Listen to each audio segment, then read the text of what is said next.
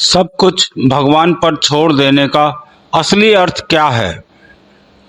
सब कुछ भगवान पर छोड़ देना सुनने में बहुत सरल लगता है, लेकिन इसका आध्यात्मिक और व्यवहारिक अर्थ बहुत गहरा है। इसका मतलब काम छोड़ देना नहीं, बल्कि काम करने के तरीके को बदल देना है। जब कोई आपका साथ छोड़ दे, क्या करें? श्रीमद् भागवत गीता इस दर्द को एक बहुत ही अलग और गहरे नजरिए से देखने की दृष्टि देती है। गीता के अनुसार किसी का जाना केवल एक अंत नहीं है, बल्कि एक बहुत बड़े आध्यात्मिक पाठ की शुरुआत है। आइए इसे समझते हैं।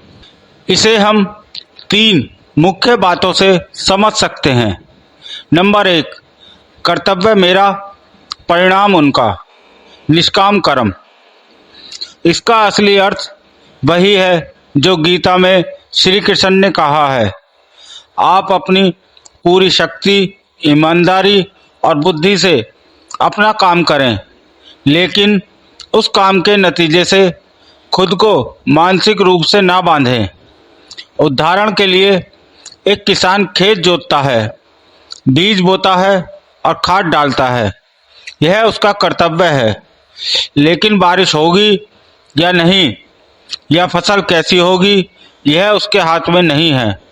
इन चिंताओं को भगवान पर छोड़ देने का नाम ही असली समर्पण है। नंबर 2, मानसिक बोझ से मुक्ति।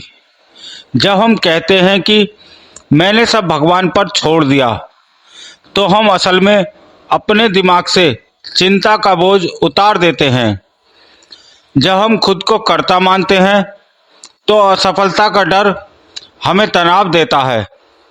जब हम भगवान को कर्ता मान लेते हैं, तो हम शांत होकर बेहतर काम कर पाते हैं, क्योंकि हमें पता होता है कि जो भी होगा वह ईश्वर की मर्जी से होगा और उसमें मेरा भला ही छुपा होगा। नंबर 3, स्वीकार भाव। जीवन में कई बार ऐसी परिस्थितियां आती हैं जो हमारे नियंत्रण से बाहर होती हैं, जैसे बीमारी, कोई नुकसान होना या किसी प्रियजन का जाना। ऐसी स्थिति में भगवान पर छोड़ देने का अर्थ है स्वीकार कर लेना। यह मानना कि ब्रह्मांड की कोई बड़ी शक्ति है जो सब देख रही है और वह मुझे इस मुश्किल से बाहर निकाल लेगी। क्या यह आलस है? बिल्कुल नहीं। भगवान पर छोड़ देना और भाग्य के भरोसे बैठना, दोनों में बड़ा अंतर है। गलत अर्थ, मैं मेहनत नहीं करूँगा, भगवान मुझे सफल कर देंगे, यह आलस है। सही अर्थ, मैं अपनी जान लगा दूंगा, पर नतीजे की चिंता करके अपनी शांति नहीं खोऊंगा, यह समर्पण है। निष्कर्ष, अपने हाथ में जो कर्म है उसे पूरी निष्ठा से करना, और जो परिणाम हाथ में नहीं है उसके लिए बेफिक्र हो जाना ही भगवान पर सब छोड़ देने का असली अर्थ है।